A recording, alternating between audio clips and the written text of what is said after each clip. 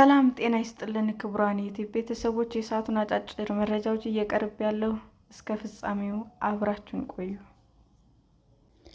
ከኢትዮጵያና ከኢንዶኔዥያ የአውሮፕላን አደጋዎች ጋር በተያያዘ ቦይንግ ላይ የቀረበው ክስ ሊነሳ ነው።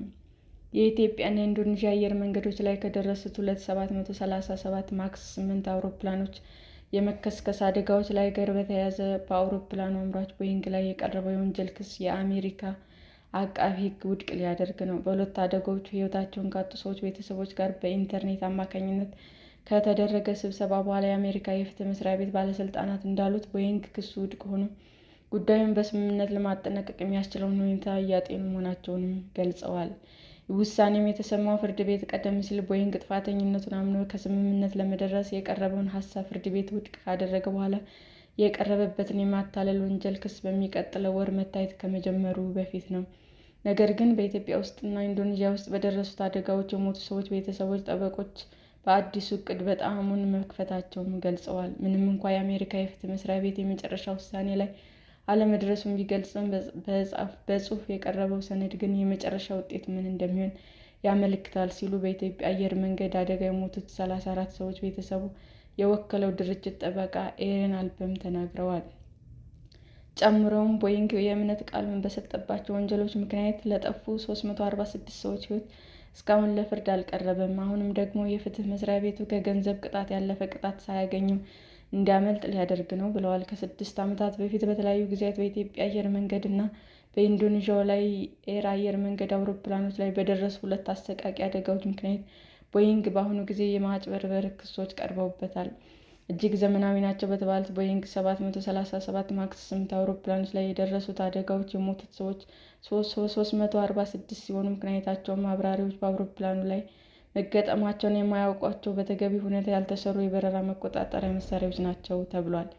ይህንም ተከትሎ የአሜሪካ የፍትህ መስሪያ ቤት ቦይንግ የአውሮፕላኑ መቆጣጠሪያ ስርዓቱን የተመለከተ ወሳኝ መረጃ ሆን ብሎ ከተቆጣጣሪዎች ደብቋል ብሎ የማጭበርበር ክስ መስርቶበታል። ቦይንግ መጀመሪያ ላይ የቀረበበትን ክስ ያመነ ሲሆን ቅጣት የሚያስከትል ክስ እንዳይቀርብበትም $2.5 ሚሊዮን ካሳ ለመክፈል እና የአውሮፕላኖችን የደህንነት ደረጃ ለማሻሻል ቃል ገብቶ ነበረ።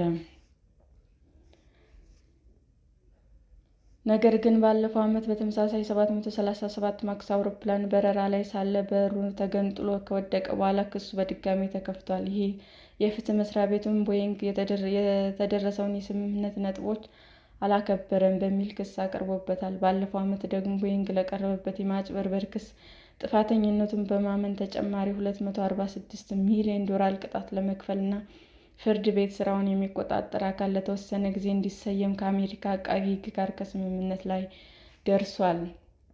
ነገር ግን ባለፈው ታህሳስ ቦይንግ የሚቆጣጠረው አካል እንዴት እንደሚሰየም አጠያያቂ ነው በማለት ጉዳዩን የሚከታተሉት አንደኛ አቃቤ ሕግ ጋር የተደረሰውን ስምምነት ውድቅ አድርገው ነበር። በዚህ ምክንያት ፕሬዝዳንት ባይደን ዘመን የተጀመረው ሂደት ጉዳዩን ቀለል ባለ ሕግ ሂደት እንደሚይዙት ቃል ወደ ገቡት የፕሬዝዳንት ትራምፕ የስልጣን ዘመን ለመሸጋገር በቅቷል። ቦይንግ ላይ የቀረበው ክስ ይነሳ ስለመሆኑ የአውሮፕላኑ አምራቾች ምላሽ ለመስጠት ፈቃደኛ ያልሆኑ ሲሆን የፍትህ መስሪያ ቤቱም ለቀረበለት ጥያቄ ምላሽ አልሰጠም።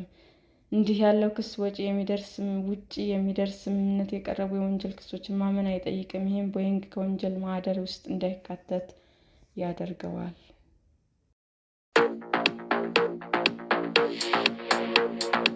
የሩሲያና የዩክሬን ባለስልጣናት በ3 ዓመታት ውስጥ ለመጀመሪያ ጊዜ ፊት ለፊት ተገናኙ። የሩሲያና የዩክሬን ጦርነት ከተጀመረ ወዲህ ሁለቱ ሀገራት ባለስልጣናት በ3 ዓመታት ውስጥ ለመጀመሪያ ጊዜ ፊት ለፊት ተገናኙ። ባለስልጣናቱ ውይይቱን ለማድረግ በቱርክ ኢስታንቡል ሲገናኙ ሳይጨባበጡ ነው ወደ ታቀደው ንግግር የገቡት።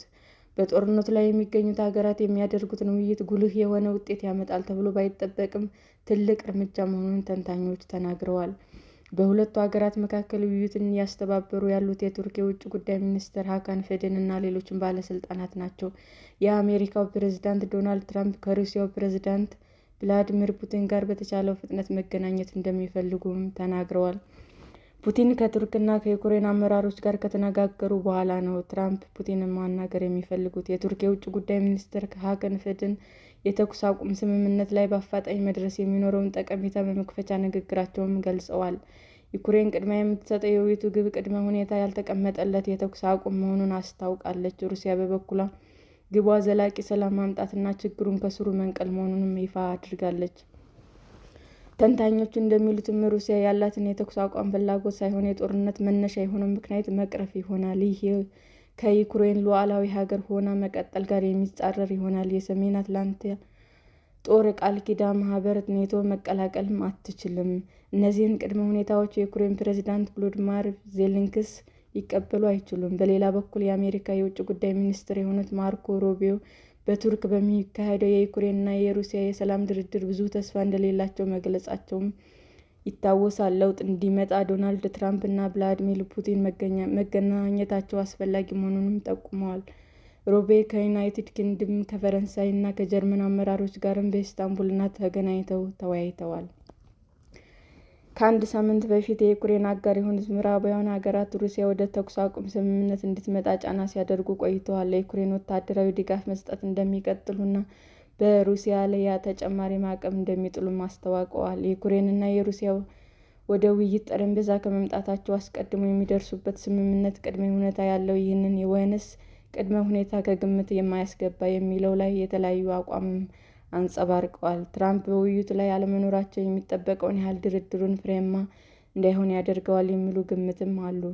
ዜሌንስኪ ቅድመ ሁኔታ ያለውን ተኩስ አቁም ለማድረግ ሩሲያ የማትስማማ ከሆነ ፑቲን ጦርነቱን የማቆም ፍላጎት የለውም ብለው እንደሚወስዱትም ተናግረዋል። ከቱርክ ፕሬዝዳንት ሬሲፕ ታይፕ ኤርዶዋን ጋር ዜሌንስኪ ቢገናኙም ፑቲን በዚህ መድረክ አለመኖራቸው ውይይቱን የሚኖረው ውጤት ላይ አሉታዊ ተጽዕኖ እንደሚኖረው ተንታኞች ገልጸዋል። ቱርክ ውይይቱን በ360 ዲግሪ የውጭ ጉዳይ ፖሊሲ መምራት ውይይቱን እንደምታሳልጥም አስታውቃለች።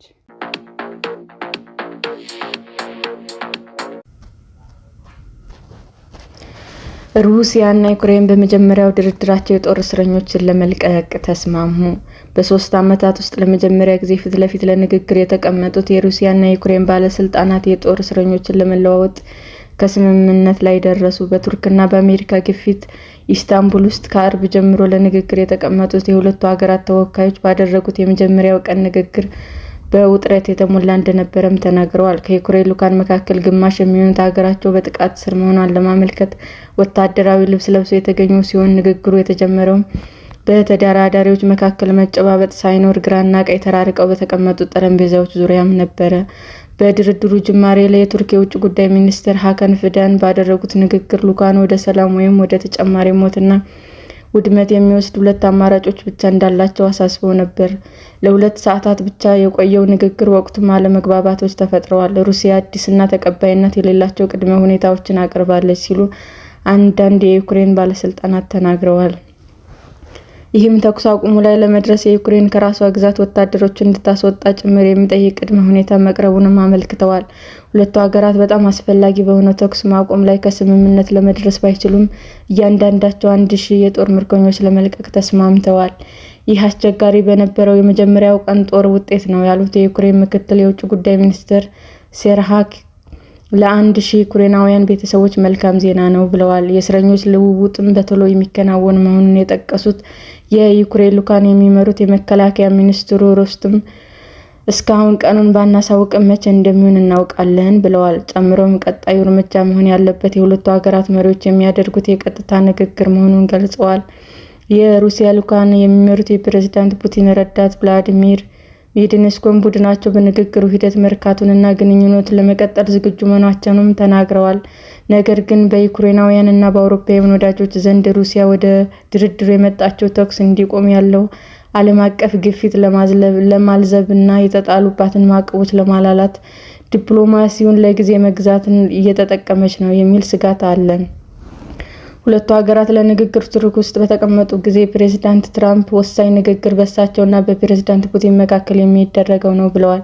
ትራምፕ ሐሙስ ዕለት ለጋዜጠኞች እንደተናገሩት ፑቲን እና እኔ እስክንገናኝ ድረስ ምንም ነገር አይፈጠርም በማለት በሁለቱ ሀገራት ንግግር ውስጥ ወሳኝ መሆናቸውንም አመልክተዋል። ነገር ግን ፑቲን እና ትራምፕ መቼ እንደሚገናኙ የታወቀ ነገር የለም። የሩሲያው ፕሬዝዳንት ቃል አቀባይ ዲሚትሪ ፔስኮቭ የከፍተኛ ባለስልጣናት ንግግር በእርግጥም አስፈላጊ መሆኑን ጠቅሰው ይህንን ለማዘጋጀት ግን ጊዜ እንደሚፈልግ ተናግረዋል። ፕሬዝዳንት ትራምፕ እና ፕሬዝዳንት ፑቲን መካከል ንግግር የሚደረግ ከሆነ የዩክሬን አቻቸው የመሳተፋቸው ሁኔታ ግን እርግጠኛ አይደለም።